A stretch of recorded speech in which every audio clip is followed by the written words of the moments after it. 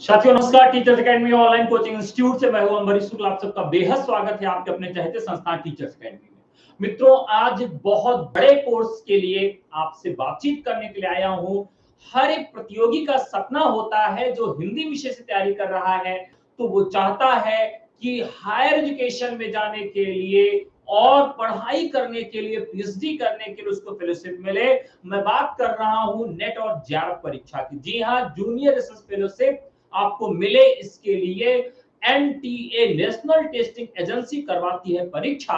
और उसमें अगर आप सफल होना चाहते हैं, अगर आप जेआरएफ बनना चाहते हैं, तो ये परीक्षा साल भर में लगभग 2 बार करवाई जाती है। और इस परीक्षा में सफल होने के लिए आपको 2 अलग अलग पेपर देने होते हैं जो एक साथ करवाए जाते हैं।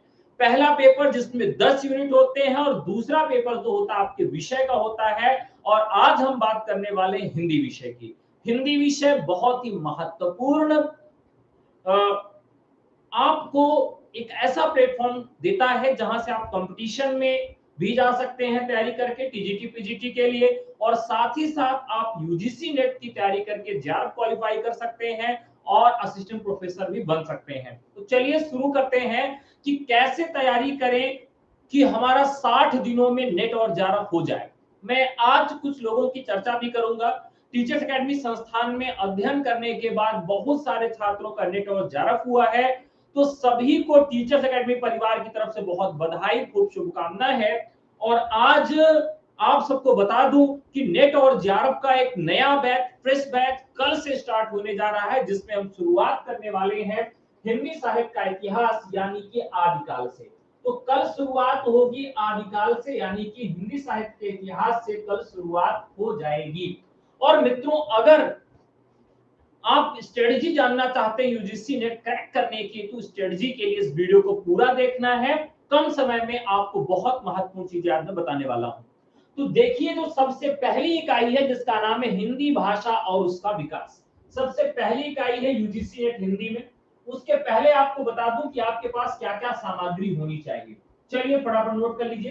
पहला आपके पास होना चाहिए पाठ्यक्रम। अगर आप सीरियस कैंडिडेट हैं और वास्तव में यूजीसी नेट क्रैक करना चाहते हैं, तो आप पीडीएफ प्रिंट आउट करवा लीजिए, या तो उसका जो लिखित रूप है अपने कॉपी में रख लीजिए, या अपने दीवार पर, बोर्ड पर, जहां पर भी आप पढ़ते हैं वहां पर उसको लिखकर चिपका दीजिए। कहने का मतलब है कि पाठ्यक्रम हमेशा आपकी नजरों में होना चाहिए, और पाठ्यक्रम को कितनी बार पढ़ना है, तो पूरे पाठ्यक्रम को कम से कम 4 बार पढ़ना है। कितनी बार पढ़ना है? पूरे पाठ्यक्रम को कम से कम 4 बार आपको पढ़ना ही पढ़ना है। दूसरा काम आपको क्या करना है? दूसरा काम करना है कि कम से कम 10 वर्ष तक के अगर आपको पुराने प्रश्न पत्र मिल जाए यूजीसी नेट के, तो आप जरूर ले लीजिए। अब पुराने प्रश्न पत्र 10 साल के पूरे कारगर नहीं होंगे, क्योंकि पाठ्यक्रम जो है वो परिवर्तित हो गया है, पाठ्यक्रम चेंज हो गया है। ऐसी स्थिति में जो 2 साल का पेपर है वही आपके लिए पूरी तरह से काम का होगा। इसके अलावा जो 8 साल के और पेपर में बता रहा हूं, उसमें से केवल और केवल हिंदी साहित्य का इतिहास, भाषा विज्ञान, काव्य शास्त्र, पाश्चात्य काव्य शास्त्र और भारतीय काव्य शास्त्र, ये आपके काम की चीज होगी। यानी कि केवल बदला क्या है? टेक्स्ट बदला है। टेक्स्ट में जो कुछ रचनाएं रखी गई हैं, उपन्यास, कहानी, रेखाचित्र, संस्मरण, वही आपके बदले हैं। बाकी जो रिपीटेड क्वेश्चन है, जो हर बार रिपीट होते हैं प्रश्न, वो प्रश्न आपके 10 साल पुराने प्रश्न पत्र से भी आएंगे और मिलेंगे।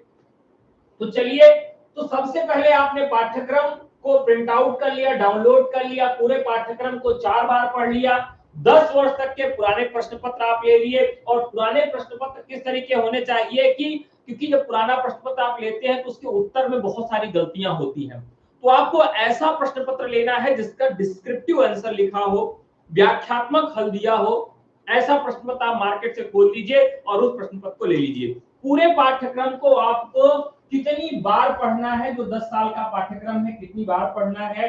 तो कम से कम पुराने पेपर को 3 बार पढ़ना है। मैं ये नहीं कह रहा हूं कि आप उसको हल करिए, मैं ये भी नहीं कह रहा हूं उसको रट डालिए, केवल आपको पढ़ना है। पढ़ते समय किन चीजों का ध्यान रखना है, एक पेंसिल उठा लेना है और उस पेंसिल से आपको उसमें हर एक प्रश्न की कैटेगरी लिखना है और पहचानने का प्रयास करना है कि यह किस चैप्टर से प्रश्न आया है। मान लीजिए भाषा विज्ञान से प्रश्न आया है, तो भाषा विज्ञान के किस खंड से प्रश्न आया है, भाषा से है, बोली से है, लिपि से है, राजभाषा से है, किस खंड से वो प्रश्न आया है। तो प्रश्न की प्रवृत्ति समझने का प्रयास करिए, किस बिंदु से आया है, किस चैप्टर से आया है, किस इकाई से आया है, आप यह पहचानने का प्रयास करिए और उसी प्रश्न के सामने लिख दीजिए कि किस चैप्टर से संबंधित है। इस तरह से 3 बार पूरे प्रीवियस क्वेश्चन पेपर को आप पढ़ेंगे और उसके सामने लिख देंगे कि यह किस चैप्टर से आया हुआ प्रश्न है। जब आप इतना कर लेंगे तो आपको मालूम चल जाएगा कि पेपर की रुचि क्या है, अर्थात जो प्रश्न पत्र पूछा जाता है, आयोग आपसे किस तरह का प्रश्न पूछना चाहता है, आपका एक अभिरुचि तैयार हो जाएगा। जैसे ही आपने ये 2 काम कर लिए, तीसरा काम आपको करना है जो बहुत ही महत्वपूर्ण है, हिंदी साहित्य का सरल इतिहास एक पुस्तक है, वो आपको ले लेना है। क्या लेना है? हिंदी साहित्य का सरल इतिहास, यह पुस्तक ले लेना है और इसको एक बार में पढ़ डालना है। कितनी बार में पढ़ डालना है? एक बार में, वन टाइम में इस पूरी पुस्तक को लेके पढ़ डालिए। बहुत आसान सी किताब है, हिंदी साहित्य का इतिहास से पढ़ डालिए। और इसके साथ साथ रामचंद्र शुक्ल का हिंदी साहित्य इतिहास, रामचंद्र शुक्ल हिंदी साहित्य का इतिहास, यह भी आप लीजिए और इसको भी आप पढ़ डालिए। ठीक है, ये 2 किताबें को आप शुरू में लेके पढ़ लीजिए। इसके अलावा भी अगर आप ज्यादा टाइम में तैयारी करना चाहते हैं तो अलग अलग किताबें लेनी पड़ेंगी। मान लीजिए आदिकाल के लिए हजारी प्रसाद द्विवेदी किताब, भक्ति काल के लिए रामचंद्र शुक्ल का हिंदी साहित्य का इतिहास, रीति काल के लिए डॉक्टर नगेंद्र की किताब, आधुनिक काल के लिए बच्चन सिंह और रामचंद्र तिवारी की किताब। ये किताबें आपको इतिहास के आधार पर इस तरह से विभाजित करके लेनी है। लेकिन अभी आपके पास समय कम है तो सारी किताबें पढ़ने का समय नहीं है, केवल और केवल 2 किताबें पढ़नी है, हिंदी साहित्य का सरल इतिहास और रामचंद्र शुक्ल का हिंदी साहित्य का इतिहास। जो हिंदी साहित्य का इतिहास रामचंद्र शुक्ल का है वो कई प्रकाशन से आया हुआ है, जिसमें भी आपको सुपाठ्य लगे, ठीक से प्रिंट दिखाई दे रहा हो, अच्छी क्वालिटी का पेपर लगा हो, वही आप खरीद लीजिए। ठीक है, अब इसके बाद जो आपको काम करना है, तीसरा काम ये करना है कि अब आपको कुछ टेक्स्ट बुक लगी हुई है। टेक्स्ट बुक कौन कौन सी लगी हुई हैं वो आपको पढ़ना है और जो इकाइयां हैं उसको इकाई वाइज आपको पढ़ना है। चलिए बताता हूं कि कहां से कैसे पढ़ना है। मान लीजिए सबसे पहली इकाई आपकी जो है, पहली इकाई क्या है? भाषा और उसका विकास। तो हिंदी भाषा और उसका विकास, हिंदी भाषा। ठीक है, तो हिंदी भाषा आपका पहला चैप्टर है, जिसके अंतर्गत आपको क्या पढ़ना है? हिंदी की ऐतिहासिक पृष्ठभूमि, प्राचीन भारतीय आर्य भाषाएं, मध्यकालीन भारतीय आर्य भाषाएं। तो भाषा विज्ञान आपको पढ़ना है, स्वनिम व्यवस्था पढ़ना है, खंड और खंडेतर हिंदी ध्वनि पढ़ना है, इस तरह से उपसर्ग प्रत्यय और समास पढ़ना है। तो इसी में हिंदी भाषा में ही व्याकरण भी थोड़ा बहुत आपको पढ़ना है। तो व्याकरण के लिए और हिंदी भाषा के लिए आपको वासुदेव नंदन की किताब ले लेनी है, वासुदेव नंदन की। ठीक है, वासुदेव नंदन की पुस्तक ले लेनी है। कौन सी पुस्तक ले लेनी है? तो ये पुस्तक आपके लिए कारगर होगी, आधुनिक हिंदी व्याकरण और रचना, डॉक्टर वासुदेव नंदन प्रसाद की पुस्तक। तो हिंदी व्याकरण यूजीसी नेट का ऐसे कवर हो जाएगा। इसके अलावा जो भाषा विज्ञान वाला प्रश्न है वह आप कहां से पढ़ेंगे? तो भोलानाथ तिवारी जी की भाषा विज्ञान की पुस्तक है, वो चाहे तो आप ले सकते हैं। तो यहां से आपका जो पहला टॉपिक है वो कवर हो जाएगा। दूसरे टॉपिक के लिए मैंने आपको रामचंद्र शुक्ल की किताब बता दिया है और हिंदी साहित्य का सरल इतिहास बता दिया है। तो 2 पुस्तकें आप हिंदी साहित्य के इतिहास के लिए भी आप सब लेके पढ़ लेंगे।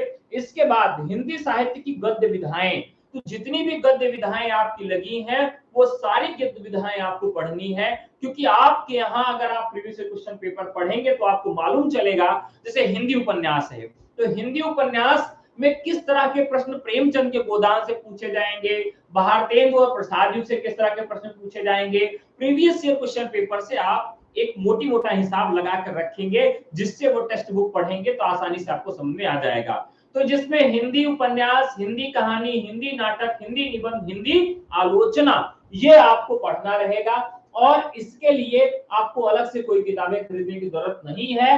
हिंदी की अन्य गद्य विधाएं और हिंदी का प्रवासी साहित्य, ये छोटे छोटे टॉपिक हैं और ये टॉपिक आपको हिंदी साहित्य के इतिहास में ही मिल जाएंगे।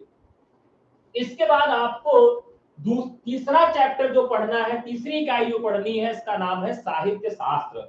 साहित्य शास्त्र में आपको काव्य शास्त्र पढ़ना है, जिसमें हिंदी का काव्य शास्त्र और पाश्चात्य काव्य शास्त्र, दोनों काव्य शास्त्र पढ़ने हैं। भारतीय काव्य शास्त्र के लिए आप डॉक्टर निशा अग्रवाल की पुस्तक ले सकते हैं और पाश्चात्य काव्य शास्त्र के लिए आप भगीरथ मिश्र की पुस्तक ले सकते हैं। दोनों पुस्तकें ले लेंगे तो जिससे आपका भारतीय काव्य शास्त्र और पाश्चात्य काव्य शास्त्र का काम हो जाएगा। यहां से प्रश्न आपके मिल जाते हैं।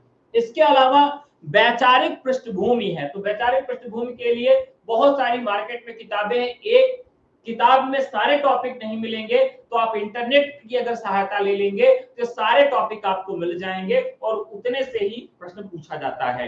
तो अलग अलग टॉपिक हैं, तो अलग अलग पुस्तकें आपको इसके लिए खरीदने की आवश्यकता नहीं है। फिर आती है आपकी हिंदी कविता। हिंदी कविता में जो भी चैप्टर्स रखे गए, जैसे रेवा तक रखा गया है, अमीर खुसरो की पहेलियां और मुकरियां रखी गई है, विद्यापति की पदावली रखी गई है, कबीर, जयसी, सूरदास, तुलसीदास, बिहारी सतसई, घनानंद कवित्त, अयोध्या सिंह उपाध्याय हरिऔध का परिप्रवास, मैथिली शरण गुप्त का भारत भारती और साकेत, जयशंकर प्रसाद का कामायनी, निराला की जूही की कली, जागो जागो फिर एक बार, सरोज स्मृति, राम की शक्ति पूजा, कुकुर मुत्ता, बांधो नाव इष्ठाओ बंधु। तो ये कुछ कविताएं जो रखी गई हैं, इन कविताओं का आपको अर्थ पूरा पढ़ने की जरूरत नहीं है, इतना समय आपके पास नहीं है, तो इनका केवल सेंट्रल आइडिया आपको पढ़ लेना है, इसके पात्र पढ़ लेने हैं और उस कविता में किस विषय वस्तु पर बात की गई है यह आप पढ़ लेंगे। तो इस तरह से आपका काम यहाँ पर हो जाएगा। अगर ये कविताएं आप मार्केट से एक किताब मिलती है जिसमें सारी कविताएं एक साथ आपको मिल जाएगी, तो वो अगर आप लेना चाहें तो ले ले, अन्यथा ये इंटरनेट पर भी ये सारी कविताएं उपलब्ध है। इसके बाद आता है इकाई 6, जिसमें हिंदी उपन्यास आपको पढ़ना है। तो हिंदी उपन्यास जितने भी लगे हैं वो सब पढ़ने का समय नहीं है इस बार के लिए। तो आप क्या करिए कि सारे उपन्यास की सेंट्रल आइडिया, उसके पात्र और उसके कुछ प्रमुख कथन आप ये याद कर लीजिए, और जितने भी उपन्यास यहाँ दिए गए हैं उन सारे उपन्यासों का सीक्वेंस जरूर याद कर लीजिए कि किस क्रम में वो उपन्यास आते हैं। फिर उसके बाद आता है इकाई 7, जिसमें हिंदी कहानी पढ़ना है। तो कहानी वाला खंड बहुत मजेदार है। जितनी भी कहानी आपके यूजीसी नेट में लगी हैं, सारी कहानियां आप पढ़ डालिए, क्योंकि सारी कहानियों के कथन, उनके पात्र, उनका समय, ये सब आपसे पूछा जाता है। ठीक है। हिंदी कहानी के बाद हिंदी नाटक आ जाता है। तो जितने भी नाटक है वो सब आपको पढ़ने हैं। पतले पतले नाटक है, बहुत बड़े नाटक नहीं है। तो भारतेंदु का जैसे अंधेर नगरी हो गया, भारत दुर्दशा हो गया, इसके पात्र, इसके कथानक, इसका समय, इसकी शैली, पात्र योजना, ये सारी चीजें आपको पढ़नी है। धर्मवीर भारती का जैसे अंधा युग पढ़ना है, मोहन राकेश का आधे अधूरे, आषाढ़ का एक दिन। तो जो भी आपको नाटक खंड में पढ़ना है, नाटक की पतली पतली पुस्तकें हैं, सारी पुस्तकें अगर आप खरीद के पढ़ेंगे तो आपके लिए ज्यादा अच्छा रहेगा। फिर आता है हिंदी निबंध।